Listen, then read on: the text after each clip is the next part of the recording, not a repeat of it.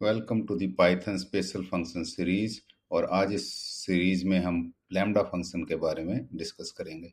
तो इसको समझने के लिए सबसे पहले हम खोलेंगे अपना document that is there at resources.vijayaonline.in। Function in Python है, इसमें हमने लैम्डा फंक्शन को ऐड किया हुआ है।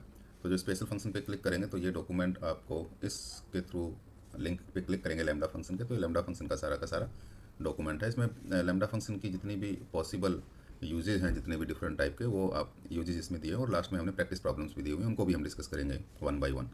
सो स्टार्ट करते हैं। लैम्डा फंक्शन है क्या? तो लैम्डा फंक्शन को समझने के लिए पहले हम एक बार अपने बोर्ड पे चलते हैं। तो अगर हम कोई भी फंक्शन बनाते हैं तो फंक्शन में हमारे पास में कम से कम अब इस तरीके से हमको फंक्शन डिफाइन करना पड़ता है, और उसके बाद हम फंक्शन का नाम देते हैं, कोई भी फंक्शन नेम, और then we write few lines of code and then return whatever is required, है ना। जो हमने फंक्शन में काम किया उसको रिटर्न करते हैं। तो ये हमारे पास नॉर्मल एक कॉमन फंक्शन का सिंटैक्स है। तो लैम्डा फंक्शन में क्या होता है कि आपको जो आपका अगर ऐसा कोई फंक्शन है जो आप एक ही वैल्यू अगर रिटर्न कर रहे हैं और उसमें आपको बहुत ज़्यादा लाइन्स का कोड नहीं है, और ऐसा कोई एक्सप्रेशन आप डिजाइन कर सकते हैं जिसमें आपके पास सिंगल वैल्यू रिटर्न हो रही है, तो हम लैम्डा फंक्शन का यूज़ करके बहुत नीट एंड क्लीन कोड बना सकते हैं। तो उसके लिए जो आपका सिंटैक्स है, क्योंकि सिंटैक्स जानना बहुत ज़रूरी है किसी भी फंक्शन, कोई भी कमांड या लाइब्रेरी मॉड्यूल अगर किसी को समझना है, तो इसके पहले हम डॉक्यूमेंटेशन में जाके सिंटैक्स देखते हैं और उसके बाद में ही हम इसको ठीक से समझ सकते हैं। तो लैम्डा फंक्शन का जो सिंटैक्स है वो है कि हम लैम्डा कीवर्ड यूज़ करते हैं सबसे पहले, और उसके बाद में हम यहाँ पे पैरामीटर की लिस्ट प्रोवाइड करते हैं, पैरामीटर लिस्ट, और कॉलन लगाते हैं, और उसके बाद में एक्सप्रेशन लिखते हैं जो भी आपने काम करना है। तो ये एक जनरल सिंटैक्स है, इसको हम देखेंगे भी कभी हमने कोई कैसे पता चला। पैरामीटर की लिस्ट वैसे ऑप्शनल होती है, पर ऑप्शनल लिस्ट देने का मतलब ऐसा नहीं है कि हम इसमें लिस्ट नहीं देंगे, नहीं तो जो फंक्शन का मेन यूज है वही खत्म हो जाएगा। फंक्शन को हम यूज ही तब करते हैं जब आपने डिफरेंट डिफरेंट पैरामीटर या आर्गूमेंट पास करके हम सेम एक्सप्रेशन को डिफरेंट डिफरेंट वेरिएबल्स पे लगा सकें और उसके बाद में वैल्यू ले सकें। तो इसके लिए आर्गूमेंट अगर नहीं होगा तो ये कांस्टेंट वैल्यू ही रिटर्न करेगा हर बार, तो उसका कोई बहुत ज़्यादा यूज़ नहीं है। तो इन एनी केस बट ये पॉसिबल है कि आप बिना पैरामीटर की लिस्ट को डिफाइन करें लैम्डा फंक्शन को यूज़ कर लो। तो हम एक बार जाते हैं इसकी अपने गूगल कोलैब पे चल के देखते हैं कि इसका डॉक्यूमेंट क्या कहता है लैम्डा फंक्शन के बारे में। गूगल कोलैब को ओपन कर लेते हैं हम। तो गूगल कोलैब जब आप ओपन करेंगे तो let us open new notebook. थोड़ा सा टाइम लगता है इसमें, कनेक्ट करते हैं, इसमें भी थोड़ा सा टाइम लगेगा, पर इतने इतने टाइम में हम एक सिंपल हेल्प फंक्शन लिखते हैं। तो हेल्प फंक्शन हमने लेनी है लैम्डा फंक्शन पे, लैम्डा। तो ये हेल्प फंक्शन क्या करेगा बेसिकली, जब भी हमको कोई कीवर्ड वगैरह अगर पे हेल्प चाहिए तो हम उसको स्ट्रिंग एज स्ट्रिंग पास करेंगे, नहीं तो वो एरर देगा। तो अब जब हमने इसको हेल्प की स्ट्रिंग पास करते हैं तो आपके पास जो हेल्प आती है वो बेसिकली उसकी डॉक स्ट्रिंग है, जो उसको जहाँ पे भी ये डिफाइन किया हुआ है लैम्डा कीवर्ड, तो वहाँ पे एक डॉक स्ट्रिंग डिफाइन करते हैं उस मेथड में या फंक्शन में, और उसका ये आउटपुट आता है। तो हमने देखना है वो ये है कि ये जो लैम्डा फंक्शन है जो हमने अभी डिस्कस किया कि लैम्डा कीवर्ड है, फिर पैरामीटर लिस्ट है और फिर एक्सप्रेशन है। यहाँ पे एक्सप्रेशन को समझना बहुत जरूरी है, क्योंकि एक्सप्रेशन ही सारा डिसाइड करता है कि हमारा लैम्डा फंक्शन ठीक से वर्क करेगा कि नहीं करेगा, और उसमें हम क्या क्या चीज़ें यूज़ कर सकते हैं। तो वो हम थोड़ा सा बाद में डिस्कस करेंगे एक्सप्रेशन में हम और क्या क्या चीज़ें यूज़ कर सकते हैं। पर इनिशियली हम ये समझ लें कि हम यहाँ कोई भी एक्सप्रेशन लिखेंगे जो आपका इस जो पैरामीटर की लिस्ट में जितने भी आर्ग्यूमेंट पास हो रहे हैं वो आर्ग्यूमेंट इसके थ्रू जो भी हमने प्रोसेसिंग करनी है वो इस एक्सप्रेशन में होगी। तो देखते हैं कुछ एग्जांपल डॉक्यूमेंट में जाके, और फिर इसको समझते हैं कि भाई ये किस तरीके से हम यूज़ कर सकते हैं। तो अगर डॉक्यूमेंट में इसको देखो तो इसमें हमने तीन सिंपल से फंक्शन लिखे हुए हैं कि lambda function can be as simple as this one, that lambda colon 67 without parameter list, lambda x and then expression it is computing x square to square a number with one parameter list। एक argument pass करना पड़ेगा जब हमने इस function को use करना है, तो उसके बाद में two arguments and there can be n number of argument. बाद में इसको डिस्कस करें। तो लेट अस देखें किस तरीके से ये काम करें और कैसे इसको हम इन्वोक करेंगे। तो हमने लिखा lambda, lambda keyword and then colon और 67। तो अगर मैं इसको डायरेक्टली रन करूँगा तो ये आपको इसका कुछ नहीं बताएगा, लैम्डा फंक्शन बताएगा ये है क्या, है ना। और ये वैल्यू आउटपुट कुछ नहीं देगा जब तक हम इस वैल्यू को प्रिंट नहीं कराएंगे। तो और इसको प्रिंट कराने के लिए नहीं कि हम डायरेक्टली इसमें हम अगर यहाँ पे प्रिंट लिख देंगे तो ये आउटपुट दे देगा, क्योंकि ये एक तरीके से हमने फंक्शन बनाया है। तो अगर आप इसको भी चला के देखोगे तो यहाँ भी आउटपुट कुछ नहीं आएगा, यहाँ भी आपके पास इसका एड्रेस आ जाएगा कि जिस पे ये लैम्डा फंक्शन आपने लिखा हुआ है, मेमोरी का जो एड्रेस है।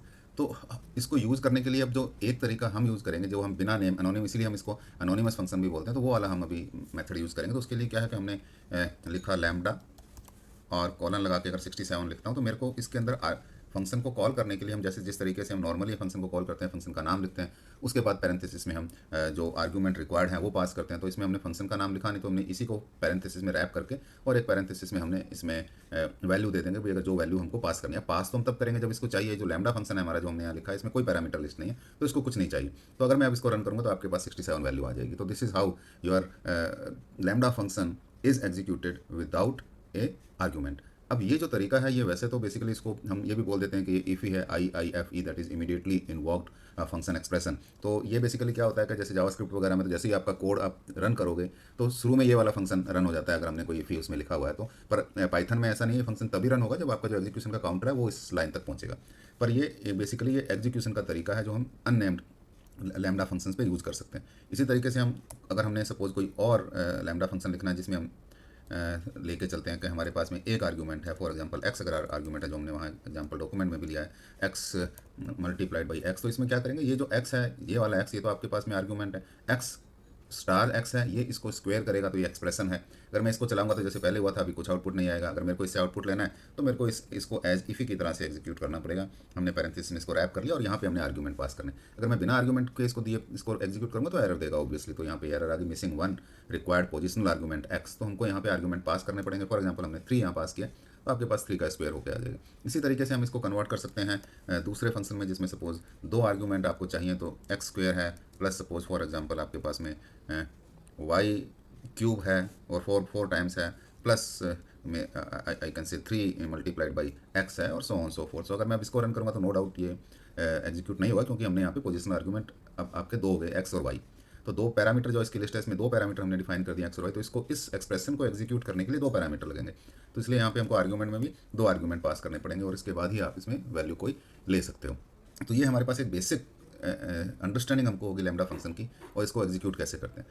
सिमिलरली अगर मेरे को इसको एग्जीक्यूट करना है तो तरीका था जब इसमें एनोनिमस की तरह से हमको इसको एग्जीक्यूट करना है। तो अगर मैंने इसको कहीं और एनोनिमस की तरह से एग्जीक्यूट नहीं करना है तो मैं क्या करूँगा कि इस वाले फंक्शन को कोई नाम दे दूँगा। फॉर एग्जांपल पॉली है, कोई मेरा पॉलिनोमियल मैंने बनाना है तो इसको यहाँ पे अब इफ़ी की तरह से ज़रूरत नहीं है, साथ के साथ में नाम देने की ज़रूरत नहीं। तो मैंने इस पूरे फंक्शन को एक पॉली नाम के वेरिएबल में स्टोर कर लिया।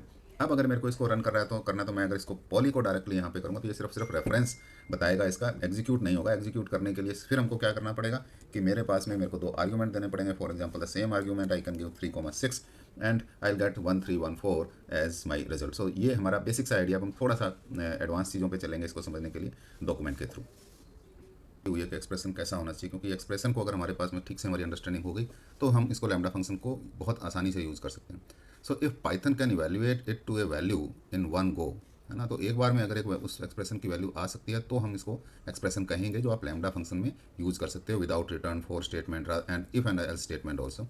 It qualifies an expression and that is exactly what lambda function needs. तो हमको लैम्डा फंक्शन के लिए एक ऐसा ही एक्सप्रेशन चाहिए जो एक बार में 1 गो में आपको एक वैल्यू दे दे। तो वैसे तो if and else as statement हम नहीं यूज़ कर सकते हैं, पर हम टर्नरी ऑपरेशन वाला ये यूज़ कर सकते हैं जो इसमें दिया हुआ एक एग्जांपल। तो इस पहले एग्जांपल को समझते हैं कि एक्चुअली कर क्या रहा है कि एक स्कोर को अपने पास यहाँ पे ये पैरामीटर है स्कोर का और इस स्कोर के बेसिस पे डिसाइड कर रहा है कि भाई बच्चा आपके पास पास है या फेल है। और जो इसमें वैल्यू दे रखी है अगर ग्रेटर देन इक्वल टू 50 है तो पास है और नहीं तो फेल है। तो this is what basically this we have to understand कि हमने एक आर्ग्यूमेंट हमारे पास में इस तरह के केस में आपके पास स्क्वायर जो स्कोर है वो आपके पास में एक वैल्यू है जो आप इनपुट लेंगे और उसके बेसिस पे जो आपका लैम्डा फंक्शन है वो डिसाइड करेगा कि whether we have to declare it pass और फेल। और नो डाउट कंडीशन आपको पता है कि अगर ग्रेटर देन इक्वल टू 50 है then it is pass condition, otherwise fail.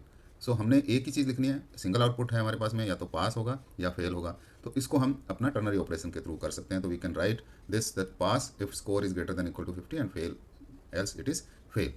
तो इसको हम एग्जीक्यूट करके भी देख लेते हैं। हमारी कोलैब नोटबुक में नाम दे दिया रिजल्ट। अब मेरे को इस फंक्शन को एग्जीक्यूट करने के लिए रिजल्ट को एग्जीक्यूट करना पड़ेगा, है ना। तो जो रिजल्ट को एग्जीक्यूट जब मैं करूँगा, क्योंकि इसके अंदर एक स्कोर का आर्ग्यूमेंट पैरामीटर एक गया हुआ है, तो मेरे को उसके अंदर रिजल्ट के अंदर एक स्कोर का आर्ग्यूमेंट देना पड़ेगा। तो मैंने लिखा भाई रिजल्ट और इसके अंदर दिया आर्ग्यूमेंट में भी 60। अगर मैं 60 देता हूँ तो सर्टेनली इट इज़ पास। अगर मैं यहाँ पे 50 देता हूँ स्टिल इट शुड पास क्योंकि it is greater than equal to 50। अगर मैं यहाँ पे 49.9 देता हूँ 49.9 देन इट शुड फेल।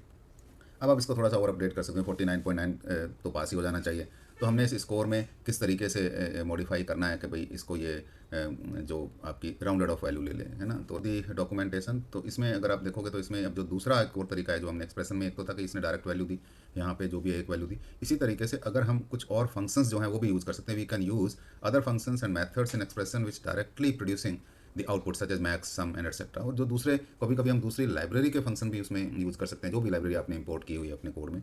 तो इनको भी हम को कॉपी कर लेते हैं और इसको एक्सप्लेन करेंगे हम यहाँ पे पाइथन की कोलैब नोटबुक में। तो एक एक करके करेंगे उसको। पहले मैं एक और आपको समझा दूँ कि ये कर क्या रहा है बेसिकली। तो ये जो पहला पहला आपके पास में कोड है, जो स्निपेट है इसका लैम्डा फंक्शन का, वो क्या कर रहा है, हमको एक लिस्ट दी हुई है फॉर सॉरी हमको एक स्ट्रिंग दी हुई है विजय ऑनलाइन, और हमने एक लैम्डा फंक्शन बनाना है जो उस स्ट्रिंग को अपर में कन्वर्ट करेगा। तो अपर एक फंक्शन है डायरेक्टली जो हमने पाइथन का ही फंक्शन है, तो हमने जो स्ट्रिंग पे रहेगा। तो अगर आप को देखना है कि कौन कौन से स्ट्रिंग पे आप फंक्शन लगा सकते हो, आप DIR लगा के भी देख सकते हो कि इस पे आप इस स्ट्रिंग ऑब्जेक्ट पे हम कौन कौन से फंक्शंस को एग्जीक्यूट कर सकते हैं। तो TIR और ये जो हमारा S स्ट्रिंग है, तो यहाँ पे आपको सभी फंक्शंस को बता देगा कि कौन कौन से फंक्शंस। तो इसमें नो डाउट अपर भी एक फंक्शन दिया होगा, और इसी से हमको पता चलता है जैसे ये अपर फंक्शन दिया हुआ है कभी हम क्या यूज़ कर सकते हैं क्या नहीं कर सकते। बहुत हेल्पफुल है DIR टाइप एंड हेल्प जो तुमको यूज़ किया। तो S एक आर्ग्यूमेंट है जो हमने अपर में पास किया, उसमें गया विजय ऑनलाइन, और इस आर्ग्यूमेंट का जो एक्सप्रेशन है वो S डॉट अपर है। तो उस आर्ग्यूमेंट पे जो भी हमने स्ट्रिंग मतलब S वाली यहाँ पास की इस पर्टिकुलर केस में, उस स्ट्रिंग पे अपर फंक्शन लगा और उसने सभी को अपर केस में कन्वर्ट कर दिया। तो ये एक ऐसे ही हमारे हमने 3 और बना रखे हैं, जैसे एक एब्सोल्यूट का बना रखा है ना। तो वो भी यही इसी तरीके का काम करेगा। एक आपने पैरामीटर लिस्ट में एक पैरामीटर है आर्गुमेंट की तरह उसको पास करना है, और वो उसको एब्सोल्यूट में कन्वर्ट करेगा। ये राउंड ऑफ करेगा, जैसे मैंने पहले कहा कि आप इसमें भी ऊपर वाले फंक्शन में भी इसको लगा के देख सकते हो कि किस तरीके से ये चीज़ों को इंप्रूव कर सकते हैं अपने कोड को, कि जिससे 49.9 वाला पास हो जाए, फेल ना हो। तो अभी फेल दिखा रहा है, तो यू कैन यूज़ राउंड, और उसको कैसे यूज़ करना है वो आपको पता ही है। और आप उससे भी देख सकते हो कि राउंड को कैसे यूज़ करना है। जैसे मैंने बताया कि अगर मैंने हेल्प से भी आप देख सकते हो, अगर हेल्प को मैंने यूज़ करना है देखना, जैसे हमने अभी अगर आप DIR मैंने जो स्ट्रिंग पे लगाया था ऑब्जेक्ट पे, तो हमने डायरेक्टली S लिखा था, पर जब हम कीवर्ड्स पे लगाते हैं तो हम उसको ओके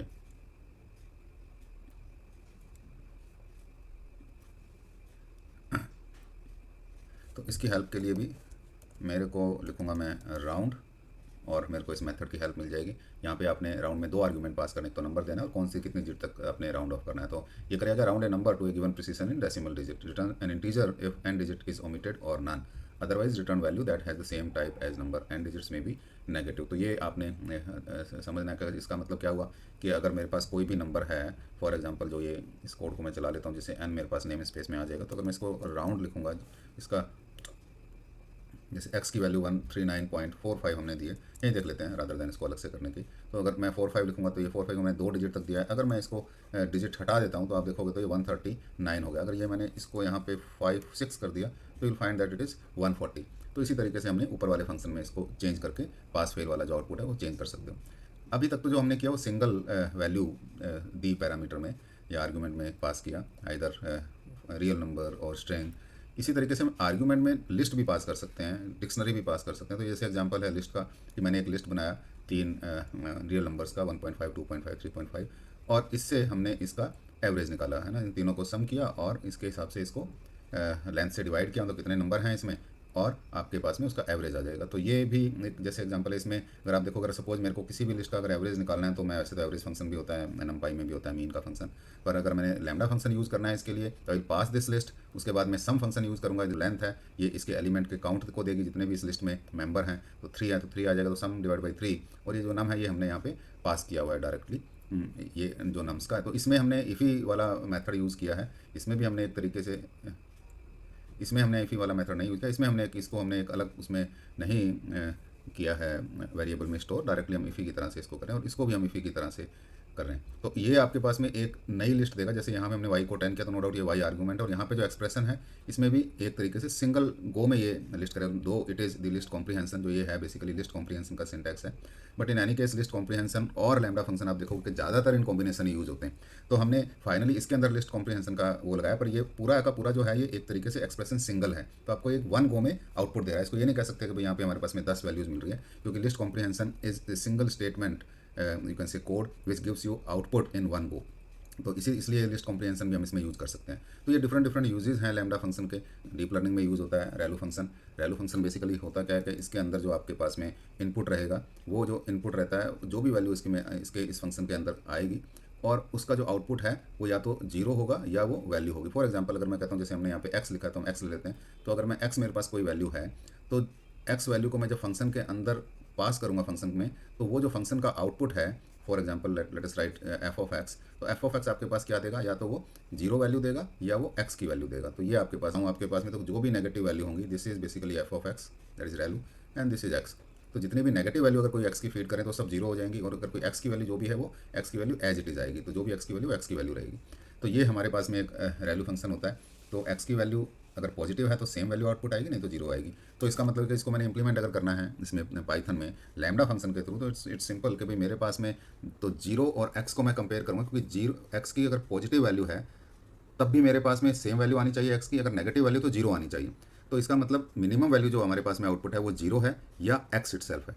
तो इसलिए हमने जीरो और एक्स को कंपेयर किया, एक्स की वैल्यू अगर उससे कम है तो वो मैक्सिमम वैल्यू जीरो को देगा, जीरो और -5 जैसे वैल्यू होती है तो जीरो और -5 को कंपेयर करेगा, और जो मैक्सिमम वैल्यू है वो आपकी फिर नो डाउट जीरो होगी -5 से, तो वो जीरो वैल्यू आउटपुट देगा। तो इस तरीके से हम लैम्डा फंक्शन के थ्रू हम इसको इंप्लीमेंट कर सकते हैं। तो रैलू फंक्शन में रैलू के वेरिएबल में हमने इस फंक्शन को स्टोर कर लिया, और जब यहाँ पे इसको रन किया तो रैलू एक्स को रन किया, और एक्स में यहाँ पे हमने बहुत सारे वैल्यू दे दी, एन पी एरे है ना। तो एन पी एरे क्योंकि हम यहाँ पे नमपाई अगर यूज़ करें तो मेरे को लाइब्रेरी इंपोर्ट भी करनी पड़ेगी। तो लाइब्रेरी इंपोर्ट किया नमपाई, एक्स एक बनाया एरे हमने डिफरेंट वैल्यूज़ का, कुछ वैल्यू पॉजिटिवली कुछ नेगेटिवली। अगर मैं अब इसको रन करूँगा तो आप देखो कि इसमें जो वैल्यूज़ हैं वो आपके पास में 0 0 0 1 2 आ रही, क्योंकि ये जीरो और -2 और जीरो को कंपेयर किया आउटपुट जीरो आया, -1 और जीरो को कंपेयर किया जीरो आया, जीरो जीरो को कंपेयर किया 1 2, फिर ये 2 और जब इसने जीरो को कंपेयर किया तो 2 मैक्सिमम है। तो इस तरीके से हमारे पास में ये आउटपुट है लैम्डा फंक्शन का। इसी तरीके से कुछ और इसमें यूटिलिटी है, कुछ और चीज़ें हैं जो इसमें समझने वाली हैं। वैसे तो वो एक जर्नल चीज़ है, जर्नल ही कॉन्सेप्ट है, किसी भी फंक्शन के लिए एप्लीकेबल है, पर इसको चलो यहाँ भी हम डिस्कस कर लेते हैं। कभी इसमें भी हम कीवर्ड आर्गूमेंट और डिफ़ॉल्ट आर्गूमेंट लगा सकते हैं लैम्डा फंक्शन में। कीवर्ड आर्गूमेंट क्या होते हैं कि जैसे हमने एक फंक्शन बनाया यहाँ पे, फॉर एग्जांपल ये बनाया एक्सप्रेशन इज इक्वल टू, चलो गूगल कोलैब को चलो कॉपी कर लेते हैं, कॉपी करके फिर हम उधर ही ले जाते हैं यहाँ पे। तो जब हम यहाँ पे इसको लेके आते हैं तो देखते हैं कि हमारे पास में जो एक्सप्रेशन हमने एक वेरिएबल में इस लैम्डा फंक्शन को स्टोर कर लिया है। अब इसको जब चलाना है तो हम ऐसे ये ए की वैल्यू मिलेगा, और यहाँ पे बी और सी हमने एज कीवर्ड आर्गूमेंट हमने पास किए। तो जब कीवर्ड आर्गूमेंट की तरह से पास करते हैं तो उनका ऑर्डर है वो मैटर नहीं करता है। पर इसमें अगर मैं सपोज इसकी 5 की जगह यहाँ 50 कर देता हूँ तो अब मैं देखूँगा जो रिजल्ट है मेरा 180 आ रहा है। अब क्योंकि ये बी और सी प्लस है, बी प्लस सी है, तो अगर मैं यहाँ पे बी 10 कर दूंगा और सी यहाँ पे 50 कर दूंगा, तब भी क्योंकि इनका सम है 60 रहना है, और जो आउटपुट है इसको अगर ए चेंज नहीं होगा तो आउटपुट भी चेंज नहीं होगा, तो वैसे भी पता नहीं चलेगा। But let us see to make it slightly more explainable, let me make it a plus c, है ना। तो जिससे थोड़ा सा हमारे पास में जो हमने एग्जाम्पल लिया वो बेटर तरीके से एक्सप्लेन। अब मेरे बी 10 है, सी 50 आउटपुट आ रहा है 530। अगर मैं यहाँ पे इसको सी कर दूंगा और इसको मैंने बी कर दिया ना, बी और सी की वैल्यू चेंज हो गई है, अब ये 650 आ रहा है। अब क्योंकि ये डिफरेंस किस लिए आ रहा है, क्योंकि हमारे पास में बी और सी की वैल्यू चेंज होगी, जबकि मैंने सेकंड पोजीशन पे सी की वैल्यू दी है और थर्ड पोजीशन पे बी की वैल्यू दी है। और जब मैं इसको रिवर्स कर देता हूँ तो हमारे पास वैल्यू 530 आ रही है।